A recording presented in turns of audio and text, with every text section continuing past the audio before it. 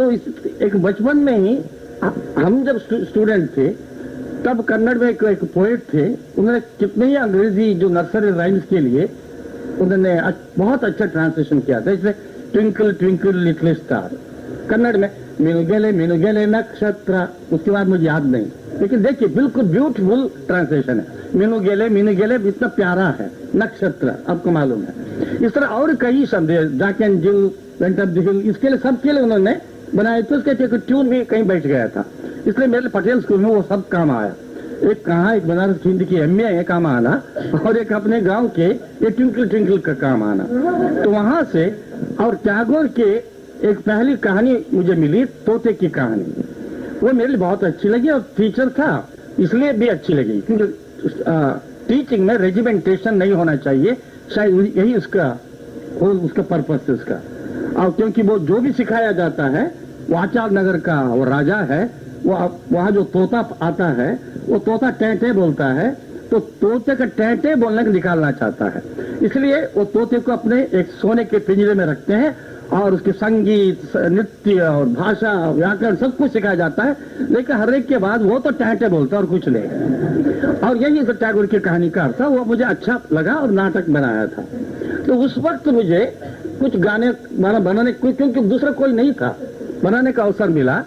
और जैसे अभी उदाहरण के लिए तो पहले तोते उड़ रहे हैं, तोते उड़ने के लिए सोचा कहाँ से कैसे उड़ेंगे, आकाश से उड़ते हैं एकदम, गगन चीर बादल पार, दूर दूर दूर उड़ उड़ उड़ उड़ जाए।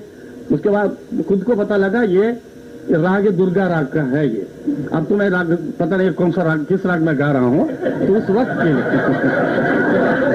लेकिन ये इस तरह से गाने शुरू हुए, उस तरह से उसका स्वागत का था। मैंने कहाँ से आता है, इस स्वागत का है, स्वागत है तोते बेटे का, आ जाओ अनारिया नगर की, वो शब्द मुझे याद नहीं, मैंने ये ट्यून कहाँ से क्या मालूम नहीं, लेकिन मुझे ही करना पड़ा था। इस तरह से कंपोजिंग शुरू हुआ। लेकिन उसके बाद बच्चों के लिए और एक ताशेर देश, वो भी वहां भी गाने के लिए ट्यूनिंग करने के लिए बहुत अच्छा मौका मिला, क्योंकि टैगोर के तो पता नहीं कितने प्रयोग किए, उसमें जम्बाई के लिए भी गाना है, छींकने के लिए गाना है, और मुझे अभी कन्नड़ का थोड़ा याद है जमाई के लिए, कड़ी के चला से ये सब मूड समझ सकते हैं, आप मूड समझ सकते हैं वो जमाई के लिए गाना कैसे बनाना है। दूसरा उसी तरह से गाना छींकने पर था, और उसे खुद छींकने का ही पहले ही से छीक छीक छीक छीक छीक कुछ उसके बाद गाना है। मुझे अभी याद तो नहीं, क्योंकि मैं दूसरों के शब्दों की याद नहीं करता तो अपना भी याद नहीं करता, वो सिर्फ वहाँ उस वक्त के लिए याद होता है तो हो जाता है, दोबारा करते हैं। ये उस वक्त की मेरी ये उसका प्रारंभ था। उस तरह से अगर कहें, मैं संगीत यात्रा नहीं कहूँगा, प्रयोग की दृष्टि से मेरा रियल प्रयोग जो था वो अंधेर नगरी चौपड़ राजा था, क्योंकि उसमें संगीत बिल्कुल था नहीं, और भारतेंद्र ने संगीत के लिए लिखा भी नहीं था। वो उसमें सिर्फ छंद थे, कुछ कवित्व थे। शुरू में वो अगेन भजन जैसा एक गाना था, दूसरा एक मार्केटिंग है, उसमें चना जोर गरम वाला एक लाइन भी है। उसके बाद अलग अलग जाति बेचने वाले, मछली बेचने वाले, अलग अलग बेचने वाले आते हैं। लेकिन उसके बाद मैंने उसमें डायलॉग के लिए गाना बना दिया, जैसे कल्लू बने को पकड़ लाओ। इसे अब मेरे लिए इंटरप्रिटेशन के हिसाब से लगा, कौन बोल रहा है, राजा बोल रहा है कल्लू बने को पकड़ लाओ, तो राजा मंत्री को बोल रहा है कल्लू बने को पकड़ लाओ, मंत्री और उप मंत्री को बोल रहा है कल्लू बने को पकड़ लाओ। इसको मुझे लगा ये चीफ सेक्रेटरी से, अंडर सेक्रेटरी से, अंडर डाउन सेक्रेटरी, अपर सेक्रेटरी, इस सेक्रेटरी से जो ब्यूरोक्रेसी का सर्कुलेशन निकलता है, उस तरह से मुझे म्यूजिक का एक अलग लैंग्वेज के लिए निकला, इसलिए कल्लू बनिए को पकड़ लाओ रे, ऐसा म्यूजिक बनाया था। और अलग अलग कल्लू बनिए अपने अपने ढंग से बोलते थे। अब बाकी मुझे लाइनें याद नहीं। वो एक तरह से पहली बार वो प्रोज है, वर्स है, कोई मेरे लिए फर्क नहीं पड़ा। ड्रामा के लिए ये ऐसा म्यूजिक मैंने वो एक बनाया था, हालांकि उसके पहले ही ये हरिवदन का किया था। वो सारा कह सकता हूँ हरिवदन, अब मुझे लगता है हरिवदन को गई ऐसा कोई खास एक्सपेरिमेंट नहीं है, डेकोरेटिव म्यूजिक रहा है, और कुछ मेलोडी मेरे दिमाग में रही थी, इसलिए वो किया। हालांकि कई जगह पर मैंने उसकी बड़ी व्याख्या की मैंने, इसलिए इस तरह से की, इसलिए इस तरह से की। आज मैं अपने आपके सामने कितने बहुत बड़े बड़े लोग हैं सामने कह सकता हूँ कि वो उस वक्त जो किया, जो कहा वो गलत था, उसे डेकोरेटिव म्यूजिक था। लेकिन उसके असल में उसके बाद अगर मैं कहूँ, ये सत्तवर नेरलू, घासीराम कोतवाल, महानिर्वाण, किंदर जोगी, गोकुल निर्गमन रिसेंटली किया था 1-2 साल पहले। लेकिन इस बीच में सत्तवर नेरलू का उदाहरण देना चाहता हूँ, इसलिए सत्तवर नेरलू एक ऐसा नाटक है वैष्णव के मठ के बारे में, क्योंकि जहाँ मठ की समाधि है उसको वृंदावन कहते हैं। उस वृंदावन में किसी स्वामी की अस्थि है, हड्डी है, लेकिन कहानी में ऐसा मालूम होता है कि जिस स्वामी की हड्डी होनी चाहिए उसकी नहीं, बल्कि उसकी नौकर की हड्डी है। ये बात को एक्सपोज हो जाता है। लेकिन उसका जो अधिकार धर्माधिकारी कहता है किसकी हड्डी हो ये इंपॉर्टेंट नहीं, लोगों के लिए परिक्रमा लगाने के लिए एक जगह चाहिए। परिक्रमा लगाते लगाते हो सकता है कि पत्थर भी घिस गए होंगे, वो घिसना ही इंपॉर्टेंट है, ना कि किसकी हड्डी है। ये उसका नाटक है, उस माने में बहुत इंपॉर्टेंट नाटक है। और उस नाटक में कहीं गाने नहीं है, एक भी गाना नहीं था, उनका उद्देश्य भी नहीं था। और मैंने बड़ा अपराध किया उस वक्त, गाने डाल दिए, वो भी 400 साल पुराने गाने पुरंदरदास के, बिल्कुल कबीर के टाइम के पुरंदरदास, ये 500 साल हो गए। और वो गाने जो है बिल्कुल फिट बैठ गए। मुझे इसलिए लगा सत्तवर नेरलू के जो सिचुएशन है बहुत इंटेंस है। जैसे ग्रीक नाटक में जैसे इंटेंसिटी आती है, क्योंकि उसमें मेन कैरेक्टर जो है वो सन्यासी बनना नहीं चाहता, लेकिन उसको कृष्णाचार्य जो धर्माधिकारी है उसको जबरदस्ती ले आते हैं, अपना रिलेटिव होने के नाते ले आते हैं।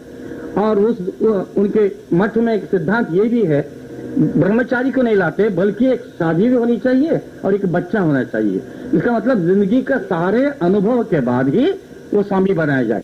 लेकिन आपको मालूम है खाना खाते खाते उसको एक तरह से भोजन का भी किया नहीं, उसको छीन के ले आते हैं। यही उसकी ट्रेजेडी है। वो बार बार बोलता है मैं नहीं जाना चाहता, मेरे सामने दीवारें दीवारें ही आ रही हैं। ये सब के लिए मेरे लिए लगा ये ग्रीक थिएटर जैसे एक इंटेंस मोमेंट्स है, उसके बाद कोरस का आना, वो सारे इंटेंस मोमेंट की जो क्रुएल्टी है, जो आघात लगता है, तो शिल्लर ने भी कहीं कहा है कि कोरस का आने की वजह से वो क्रुएल्टी वगैरह जो है हम बर्दाश्त कर लेते हैं, माने ये दर्शक। इस तरह से लगा यहाँ ये इनके गाने जो है काम आते हैं। और उसमें कैरेक्टर भी अजीब है। मैं सुबह देशपांडे जी कह रहा था, तो शुरू में सारे कैरेक्टर बड़े गंभीर था, संस्कृत में बोलते हैं। कुत्र आगच्छः, कहाँ जा रहे हैं आप, सब संस्कृत में बोलते हैं। लेकिन जब संस्कृत बोलना कम्युनिकेट नहीं कर पाते, मतलब समझा नहीं पा रहे हैं, तो ये शुद्ध संस्कृताइज कन्नड़ में बोलते हैं। यावाग बन रही, यावा आगमन वाई, तो इसे बोलते हैं, तब भी समझ आते हैं। अरे बेवकूफ बेंचेज कब आए बोलो। इसका मतलब ये लैंग्वेज के 3 लाइन मालूम है। उसमें एक वैसे स्वामी भी आते हैं, स्वामी इतने बीमार हैं, बीमार होने के नाते वो अपने वो मठ के अधिकार को और किसी को देना चाहते हैं, और धर्माधिकारी जो है और किसी को देना चाहते हैं। वो जो हीरो है और देना चाहते हैं, इसलिए खोजते हैं वो मेरे लिए कहाँ मिलेगा कहाँ मिलेगा, लेकिन बीमार होने के गिर जाते हैं। गिर जाते वक्त कहते हैं उद्योगम पुरुष लक्षणम, किस बैंचों ने ये कहा, ये उसका डायलॉग है। और इस तरह से बहुत डायलॉग में उस गुस्से में वो एकदम उसका एक्सप्रेशन जो है, जब तक गाली नहीं देता एक्सप्रेशन नहीं होता। और मुझे भी लगा ये थिएटर के लिए खासकर ये सिर्फ एक अचानक एक ड्रामा नहीं हुआ, और थिएटर में भी मुझे लगा भी, और खासकर आपकी बात सुनने के बाद भी लगा कि ये थोड़ा इंटेंस जो सिचुएशन है, एक मंत्र का है, दूसरे गाली का है। क्योंकि गाली इंटेंस मोमेंट में ही देते हैं और सीधा असर पड़ता है, और मंत्र भी उतना ही इंटेंस है। और मुझे लगा ये दोनों थिएटर के लिए बहुत इंपॉर्टेंट है, मंत्र और गाली। और इसमें इस नाटक की वजह से, और इसके उदाहरण भी दे सकता हूँ, मैंने गाने का एक व्याख्या जैसे बना दिया। जैसे संस्कृत श्लोक के लिए जो पर्याय में श्लोक तो होता है, लेकिन पर्याय में कीर्तन कर दिया, वो गोविंद विठ्ठल, बड़ पाप गोविंद विठ्ठल गोविंद विठ्ठल, यही गोविंद विठ्ठल है। क्योंकि संस्कृत श्लोक का अर्थ जैसे मालूम नहीं होता, कीर्तन करने मालूम होने की जरूरत नहीं, क्योंकि कीर्तन लगातार बोलना है। तो दूसरा प्रबुद्ध कन्नड़ मतलब संस्कृताइज जो कन्नड़ है, उसके लिए भी कुछ गाने, क्योंकि पुरंदरदास के हर तरह के गाने मिलते थे।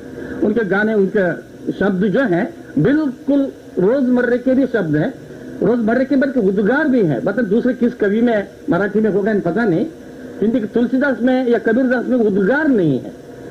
मैं राम की कुतिया ऐसा कुछ कबीरदास बोलेंगे, सूरदास के कहीं तो मुझे लाला कुछ हो सकता है, हलरावे दुलरावे, ऐसे सूरदास के कुछ शब्द होंगे, लेकिन पुरंदास के विचित्र है कि अय्यो, अब्बब्बा, अप्पप्पा, ये सारे उद्गार कितने उद्गार हैं। और मुझे थिएटर के लिए बहुत काम आता है कि अय्यो, और पूरा आपको साउथ इंडियन कहने के लिए आप अय्यो एकदम कहने के लिए इतना कुंजी मिल जाती है ना। साउथ इंडियन क्या है, अय्यो कहने से एकदम मिल जाता है। और सूरदास के गाने में इतने इसे उद्गार हैं, इसलिए मेरे लिए काम आया। इसे वो जैसा मैंने कहा है, अभी बताया, प्रबुद्ध करने के लिए आचार ना लगे, नीचा बुद्धि बिड़ू ना लगे। अरे एक जीव तुम्हारे लिए कोई आचार विचार कुछ नहीं, अरे नीच बुद्धि छोड़ दो। मैंने ऐसा उपदेशात्मक गीत भी है। और कुछ ऐसे भी है जो अब शब्द कुछ गाली जैसे भी है, कुत्ते के बारे में कई बार सुनाया था ये कुत्ते, क्योंकि उनके गीतों में कई बार कुत्ते आते हैं। कुत्ते बार बार आता है, कहता है कि मैंने सुना कि कोई कुत्ते तुमने वेद पढ़ लिया, लेकिन वेद पढ़ने के बाद जब मरते वक्त वेद याद नहीं आया, तुम कोई बोलते रहे। ये कोई भी शब्द है उसका एक लाइन बोलता हूँ। एक टेढ़ी दुम के कुत्ते, तुम कहाँ घूम के आए। तो लगता है तुम पहले किचन में गए और किचन में झाँक झाँक करते थे, जैसे उन्होंने ओखली उठाई तो कोई कृत्य करते भाग गए। और तुम हमेशा बड़ी खुली सड़क में भागते रहते हो, दौड़ते रहते हो, और राख में लौटते रहते हो, लेकिन पुरंदर विठल का नाम नहीं लेते। ये उसके गाने का कोई मतलब है।